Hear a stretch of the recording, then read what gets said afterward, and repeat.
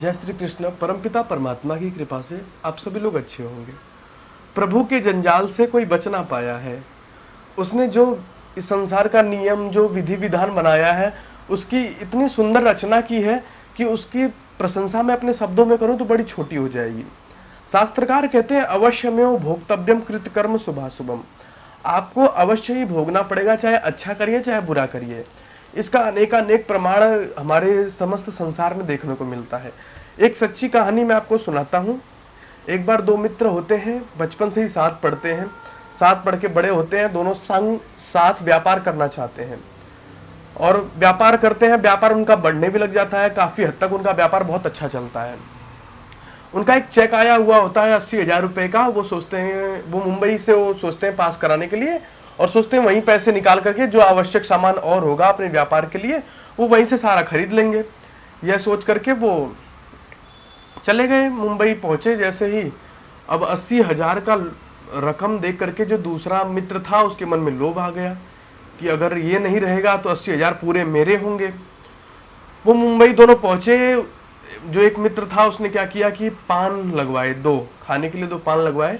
एक तो अपने लिए अच्छा पान लगवाए, एक पान लगवाया विषैला जिसमें विष मिला हुआ था, वो पान लगवाया। खुद तो अच्छा पान खाया और अपने मित्र को विषैला पान दे दिया। खा करके कुछ ही समय में उसकी मृत्यु हो गई। भाड़े की गाड़ी लेकर के वो उसे समुद्र के किनारे फेंक आया। फेंक करके चेक पास कराया, चेक पास करा करके सारा पैसा लेकर के घर आ गया, अपने पिता को बताया और उनके घर पे शोक समाचार भिजवा दिया और बताया कि वो आपका बेटा और हमारा बेटा नदी में कहीं नहा रहे थे। नहाते समय क्या हुआ कि उसका पैर फिसल गया और कौन सा जानवर आया उसे खींचता हुआ लेके चला गया और उसकी लाश का पता ही नहीं चला। और ये उसके 4,000 रुपये जिसके सिलसिले में हम लोग वहाँ गए हुए थे, 4,000 रुपये उसके घर भिजवा देते हैं। उन्हें लगता है वो हो, ये देखो कितने अच्छे लोग हैं, 4,000 रुपये भी हमारे लौटा दिए। ये करके ऐसे करके वो लोग, उनके घर में शोक मचा हुआ था, रोना पीटना था। कुछ दिन में सारी बातें शांत हो गई और कुछ थोड़े दिन में पता चला कि जो ये मित्र था जो अभी आया है मुंबई से, इसके घर में एक बड़ा सुंदर बड़ा प्यारा सा बेटा हुआ है और इतना सुंदर कि सब उसे दिन रात चिपके ही रहे, सब उसे खिलाने में आनंद लें, सभी उससे प्रेम करें, उसे किसी चीज़ की कमी नहीं होने दें कि जैसे उसे खिलौने चाहिए, उसे खाना चाहिए तुरंत मिले, उसके पास कोई ऐसी उसे कोई कमी नहीं होनी चाहिए थी, ऐसी उसकी सेवा की जा रही थी।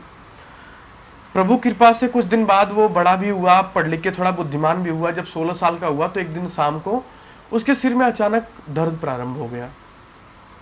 सिर दर्द प्रारंभ हो गया। माता पिता तुरंत डॉक्टर के पास ले गए, दवाई करवाए, पर कुछ विशेष आराम नहीं मिला। फिर उसके उपरांत और बड़े से बड़े हॉस्पिटलों में ले गए, दिल्ली आदि बहुत जगह दिखाया, फिर भी आराम नहीं पड़ा।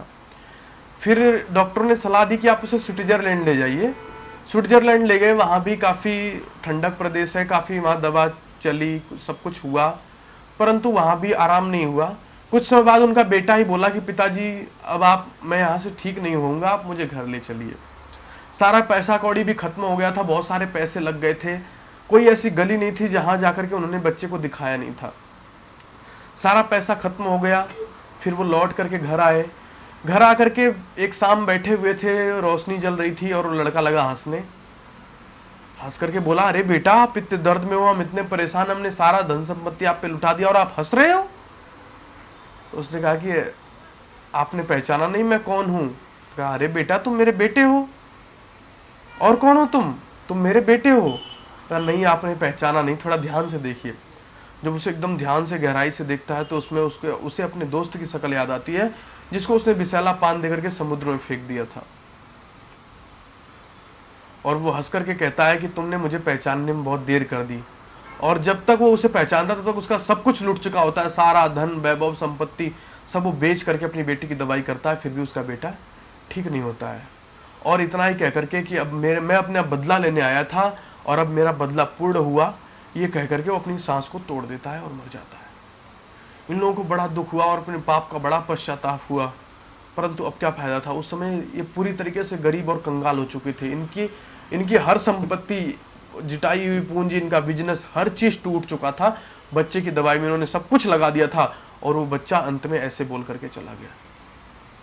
ये एक सच्ची घटना है। इसका वर्णन मैंने कई बड़े बड़े और कहूँ कि अच्छे लोगों से जो बड़े जिन्होंने समाज में बड़ा नाम कमाया, बड़ी ख्याति कमाई और बड़ी अच्छी अच्छी बातें की, उनके मुंह से मैंने ये घटना सुनी है और ये एक सच्ची घटना है। इस प्रकार की घटना घटित हुई। इसलिए ना कि संसार में क्या करना, हमें अपना बचाव करके रखना है। मैंने बताया ना, शास्त्र कहते हैं कुछ भी करो, चाहे शुभ करो अशुभ करो, भोगना अवश्य पड़ेगा, बच नहीं सकते हो। चाहे गंगा नहा लो, यमुना नहा लो, सरस्वती नहा लो, कुछ भी नहा लो, जो काम आपने अपने जीवन में कर दिया उसका फल आपको मिलना आवश्यक है।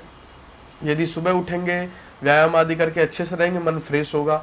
आलसियों की तरह 8 बजे उठेंगे, मन आलस्य में भरा रहेगा, मन नहीं लगेगा। सब कुछ होते हुए भी हमारे हाथ में सारी चीजें होती हैं। हम अपने जीवन को जैसा बनाएंगे, जैसा कर्म करेंगे, हमारा जीवन वैसा बन जाता है। इसलिए ध्यान रखना चाहिए कि धन और लोभ मद मोह में आकर के कभी किसी की हानि नहीं करनी चाहिए। यह हमारे जीवन के लिए बड़ा दुखदायी होता है और ऐसा दुख देता है, किसी की चोरी, किसी के धन के प्रति लोभ, ये ऐसा दुखदायी होता है कि हमारा सब कुछ लूट जाता है, फिर भी हम सुखी नहीं होते हैं और ये संपूर्ण जीवन बर्बाद हो जाता है।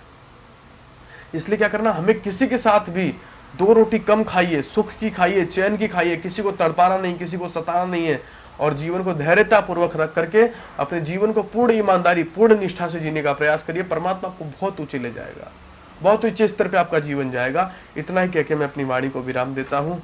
जय श्री कृष्ण।